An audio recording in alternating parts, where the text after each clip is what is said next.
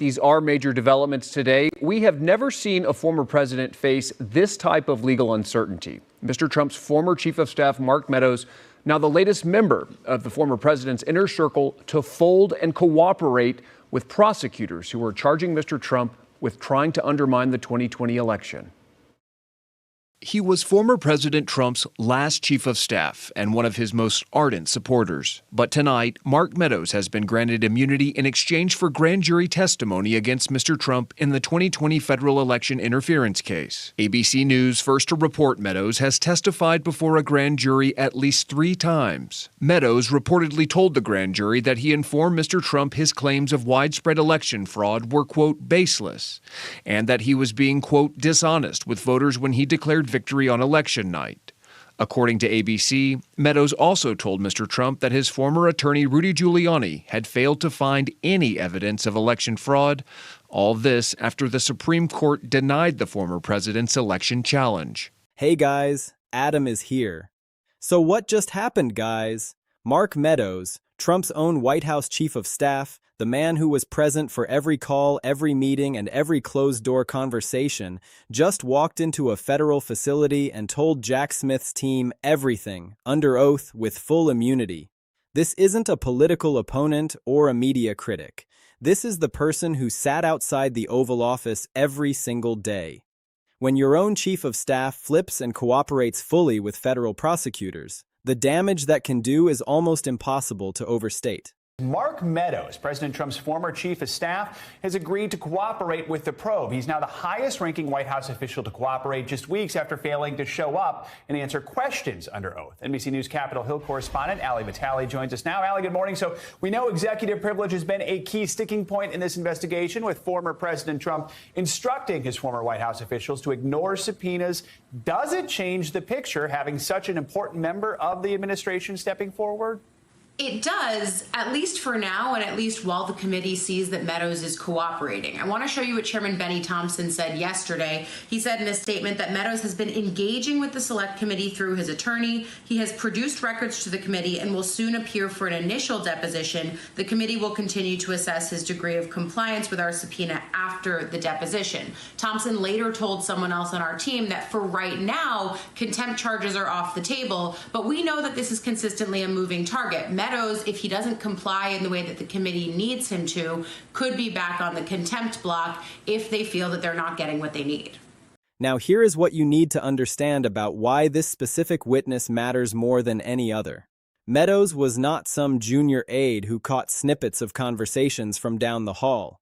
He was the gatekeeper, the coordinator, the person whose job was literally to know everything the president was doing, saying, and planning at every moment of every day. When you are White House Chief of Staff, you are the central nervous system of the entire operation. Nothing happens without your knowledge or your sign-off. Tonight, sources familiar with the matter tell ABC News that former Trump White House Chief of Staff Mark Meadows told federal investigators he could not recall Donald Trump ever ordering the broad declassification of materials. The FBI seized more than 100 classified documents from the former president's Mar-a-Lago estate last August. Everything was declassified because I had the right to declassify. And in a July 2021 audio recording obtained by ABC News, Trump allegedly describes a classified document he held onto. This is secret information.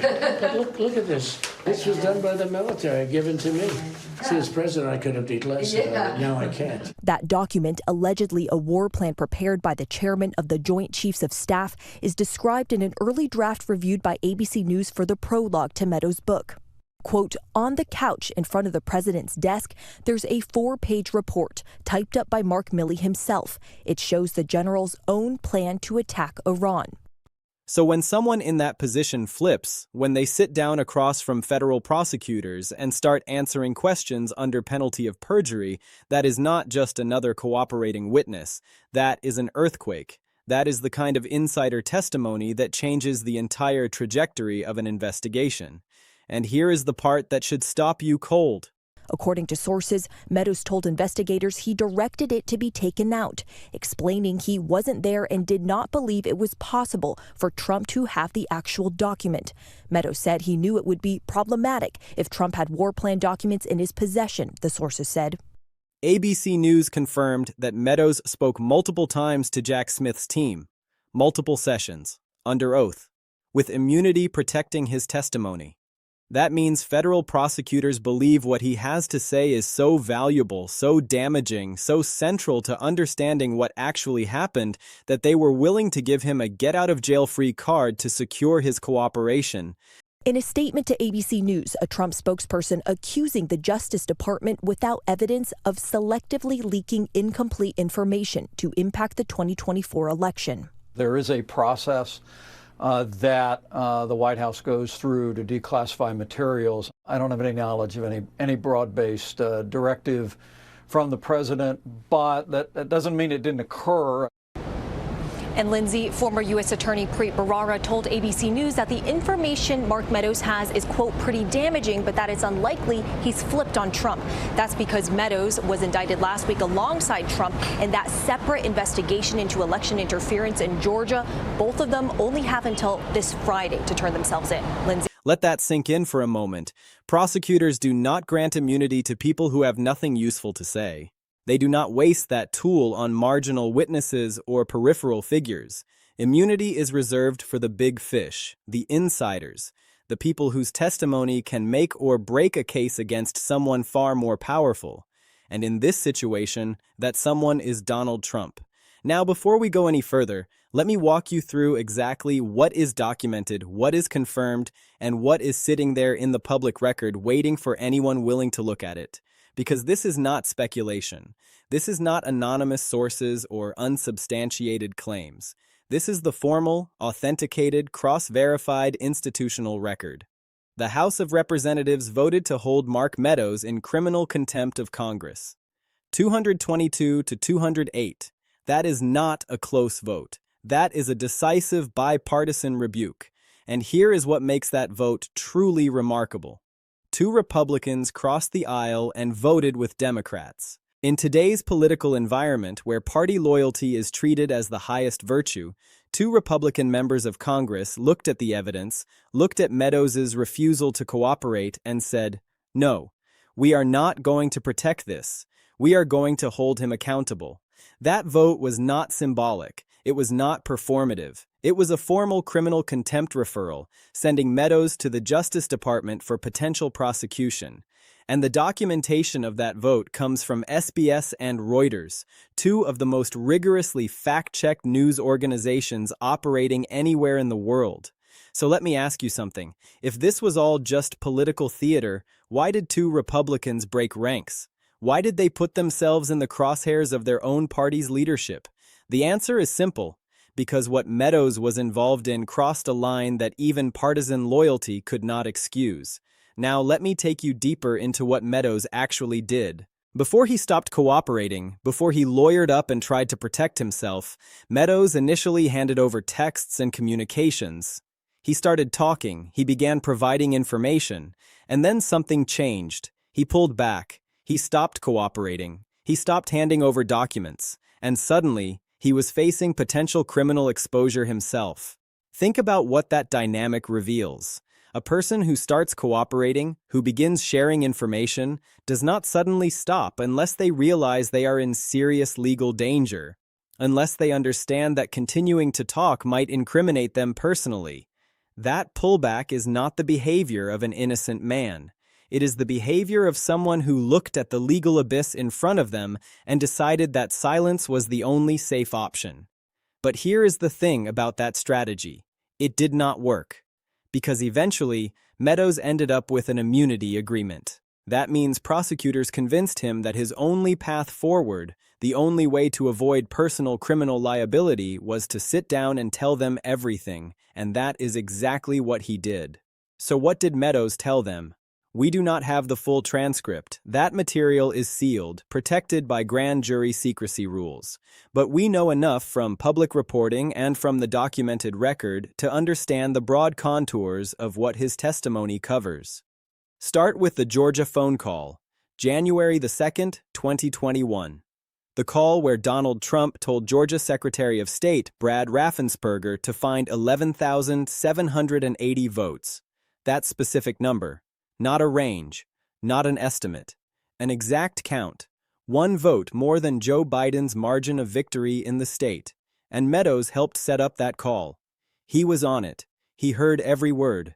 Now ask yourself, what was the purpose of that call? What legitimate government function involves a sitting president pressuring a state election official to change vote totals? There is no legitimate purpose. There is no lawful explanation. That call was an explicit demand to overturn a certified election result. And Meadows was right there for all of it. He facilitated it. He listened to it. And now, under oath, with immunity protecting him, he has explained to federal prosecutors exactly what Trump was thinking, what Trump was planning, and what the internal discussions looked like before, during, and after that call. But that is just one piece of the puzzle. The January 6th committee formally referred Trump to the Justice Department for potential criminal charges. The specific charges they recommended tell you everything about how seriously they took what they uncovered: obstruction of an official proceeding. That refers to the certification of the electoral votes on January 6th itself, and conspiracy to defraud the United States. That refers to the broader effort to subvert the legitimate outcome of the election. These are not minor infractions. These are felony charges, serious ones, and the committee did not make these referrals lightly. They spent months gathering evidence, hundreds of witness interviews, thousands of documents, and at the end of that process, after reviewing everything, they concluded that there was enough evidence to send Trump's name to the Justice Department for potential prosecution. At the same time, the committee separately targeted Meadows for contempt. That dual referral, going after both the president and his chief of staff, represents the most comprehensive congressional criminal accountability architecture in modern American history. The committee was not playing games. They were not engaging in political theater. They were building a case, and they were putting both the principal and his most senior aide in the crosshairs. Now let me introduce you to Cassidy Hutchinson, because her testimony provides something absolutely crucial: independent corroboration. Hutchinson was a White House aide who worked directly with Meadows, and when she testified before the January 6th committee, she revealed something stunning. She said that Meadows told her Donald Trump had pretty much acknowledged he had lost the election. Think about those words. Pretty much acknowledged he had lost. That means Trump knew privately that the election was over, that he had been defeated, that Joe Biden had won. But instead of accepting that reality, instead of conceding gracefully the way every other defeated presidential candidate in American history has done, Trump continued looking for ways to overturn the result. So here is the gap that Hutchinson's testimony exposes. Publicly, Trump was telling his supporters that the election was stolen, that the results were fraudulent, that he had actually won. Privately, according to his own chief of staff, he acknowledged he had lost. That gap between private knowledge and public conduct is not just politically damaging, it is potentially criminally relevant. Because it goes directly to intent. It goes directly to whether Trump knew he was lying when he told his supporters the election was stolen. And now Meadows, under immunity, has presumably confirmed and expanded on exactly that dynamic. Two independent witnesses, both describing the same fundamental pattern: private acknowledgement of loss, public continuation of overturn efforts. That is the kind of multi-witness corroboration that makes prosecutors salivate. Now let me take you back in time for a moment, back to another presidency, another scandal, another White House insider who decided to tell the truth. John Dean was Nixon's White House counsel. He had intimate access to the president. He was present for the most sensitive conversations about the Watergate cover-up. And when he testified before Congress, his testimony transformed the political landscape overnight. Before Dean testified, Nixon was in a defensible position. He could claim he was just a president trying to protect national security. He could dismiss the investigation as partisan witch hunting. But after Dean testified, after the American people heard a White House insider describe in vivid detail the president's personal direction of the cover-up, everything changed. Republican support collapsed. The impeachment process accelerated, and within months, Nixon was gone. Now look at Meadows, same position, chief of staff, the closest possible aide to the president, same access, present for every key conversation, every critical decision. Same dynamic. Providing testimony about the president's private statements and internal decision-making. The parallel is not perfect. No historical analogy ever is. But it is close enough to be deeply troubling for anyone hoping to protect Trump from accountability. The specific institutional character of the chief of staff position is what makes Meadows so dangerous to Trump. Because that role provides comprehensive access to every presidential decision-making process, every call, every meeting, every document. Nothing is hidden from the chief of staff. So when Meadows sits down with prosecutors, he is not offering speculation or inference. He is offering direct first-hand knowledge of what Trump actually did, actually said, and actually intended. That is the difference between circumstantial evidence and direct evidence, between building a case based on documents and building a case based on someone who was in the room. And that difference is enormous. Now let me talk about the broader pattern, because Meadows is not alone. He is part of a cascading series of insider defections that should terrify anyone who believes in presidential impunity. Multiple Trump insiders have provided cooperation in various forms. Some have testified voluntarily. Others have been compelled. Some have received immunity. Others have negotiated plea deals. But the pattern is unmistakable. The inner circle is breaking. The loyalty that once seemed absolute is fragmenting. And when the former White House chief of staff is sitting across from federal prosecutors answering questions under oath, you have crossed a threshold from which there is no easy return. Think about what this means for anyone considering joining a future administration. When you take a job in the White House, you assume certain risks. You expect political controversy. You expect media scrutiny, but you do not expect to end up facing potential criminal prosecution. You do not expect to need an immunity agreement just to protect yourself. Meadows started in a position of absolute loyalty. He was Trump's gatekeeper, his enforcer, his closest aide. And now he is cooperating with federal prosecutors. That transformation should send chills down the spine of everyone who worked closely with Trump. Because if Meadows can flip, anyone can flip. Now let me address something directly. The headline says, Congress demands Trump step down after Mark Meadows reveals horrific crimes. Is that literally accurate?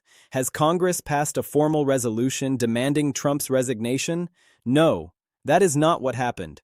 But here is what did happen and why the headline captures something real. What happened is that the House held Meadows in criminal contempt with bipartisan support. What happened is that Meadows was granted immunity and spoke multiple times to Jack Smith's team under oath.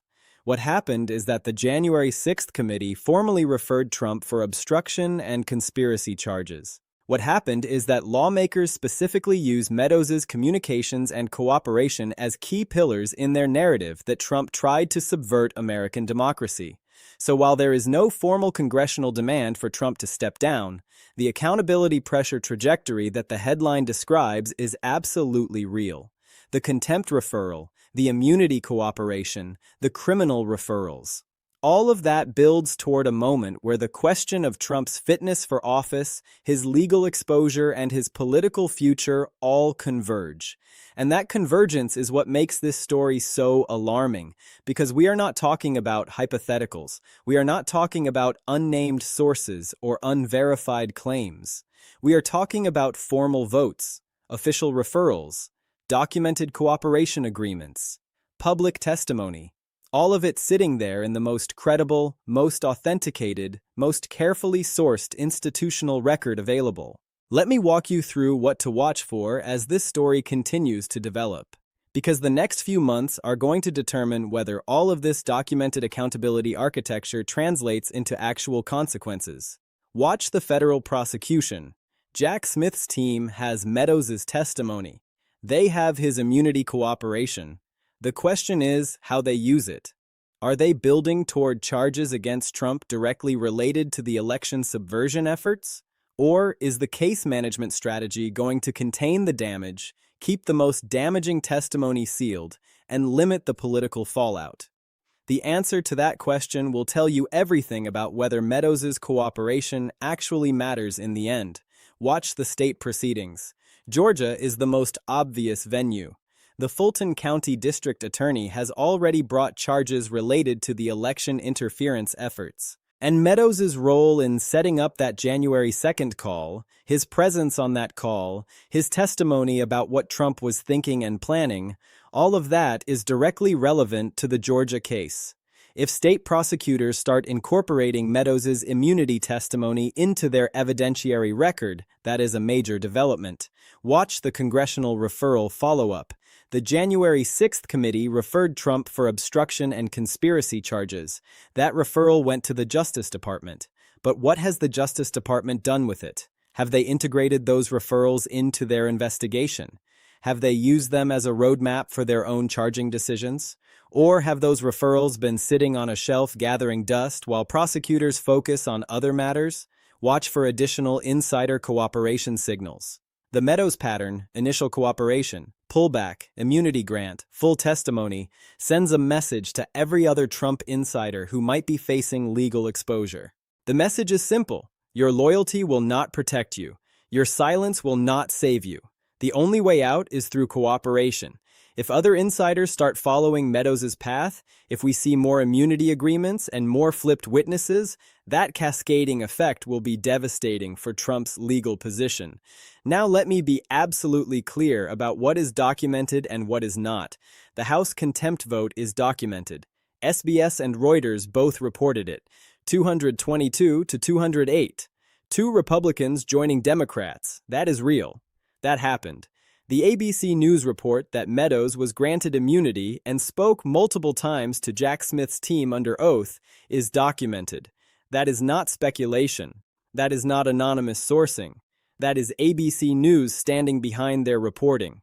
The media analysis that Meadows initially cooperated, handing over texts, then pulled back and faced potential criminal exposure is documented.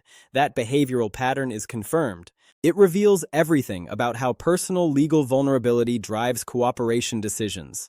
The January 6th committee criminal referrals for Trump on obstruction and conspiracy charges are documented. The committee issued them formally. They are part of the public record. The separate contempt targeting of Meadows is also documented. Cassidy Hutchinson's testimony is documented.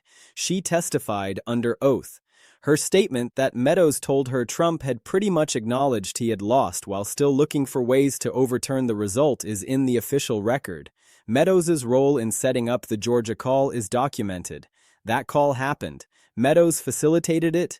He was on it. That is all confirmed. So when someone tells you this is all made up, when they dismiss the story as political theater or fake news, you can point them to the documented record.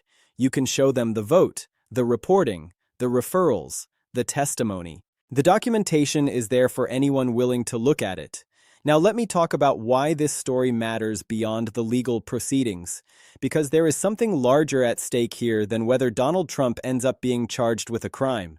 What is at stake is the basic principle that no one is above the law, that the President of the United States, like every other citizen, must answer for their conduct, that the rule of law means something. If a president can pressure state officials to overturn election results, can esic a mob on the Capitol to stop the certification of an election, can spend months lying about voter fraud with no evidence to support those lies, and can face no consequences for any of it, then the rule of law is dead. Not weakened, not challenged, dead. And that is why the Meadows cooperation matters so much, because it is not about Trump. Not really. It is about whether the institutions of American democracy can function, whether Congress can hold executive branch officials accountable, whether the Justice Department can investigate and prosecute wrongdoing at the highest levels of power, whether the checks and balances that supposedly define American government actually work. Meadows was in a position to know everything, and now he is talking to federal prosecutors. That is how accountability is supposed to work. Insiders cooperate. Prosecutors build cases. Wrongdoers face consequences. The system functions. But the system only functions if the cooperation leads somewhere. If the testimony is used. If the referrals are acted upon. If the documentation translates into actual accountability. And that is where we are right now. At the hinge point. The moment where we find out whether all of this documented evidence, all of these formal actions, all of this insider cooperation actually produces results. Let me leave you with this. The House voted 222 to 208. 2 Republicans crossed over. ABC News confirmed immunity cooperation. The January 6th committee issued criminal referrals. Hutchinson testified. The Georgia call happened. Meadows was there for all of it. Every documented element is real. Every confirmed fact is sitting there in the public record. And the question now is not whether Meadows cooperated. He did. The question is not whether the House held him in contempt. They did. The question is not whether the January 6th committee referred Trump for criminal charges. They did. The question is, what happens next? Does the Justice Department act on the referrals? Does Jack Smith's team use Meadows' testimony to build an unassailable case? Does the cascading insider cooperation continue? Does accountability finally arrive? Or does the system fail? Does the case management strategy contain the damage? Does presidential protection insulate Trump from consequences despite the most comprehensively documented insider cooperation in modern political history? Does the rule of law buckle under the weight of partisan polarization? I do not have the answer to those questions. No one does. Not yet. But I know where to look for the answer, and I know what to watch. The federal prosecution, the state proceedings, the congressional follow-up, the insider cooperation signals, all of it. And I will be right here watching every development as the Meadows reveals Congress demands story continues to unfold toward whatever outcome awaits. Drop a comment below. Tell me what you think. Does the documented Meadows immunity cooperation combined with the formal congressional criminal referrals for Trump produce the most consequential available criminal accountability outcomes? Or does the system protect the powerful despite the most comprehensive documented evidence of wrongdoing ever assembled? I want to hear from you. I will see you in the next video.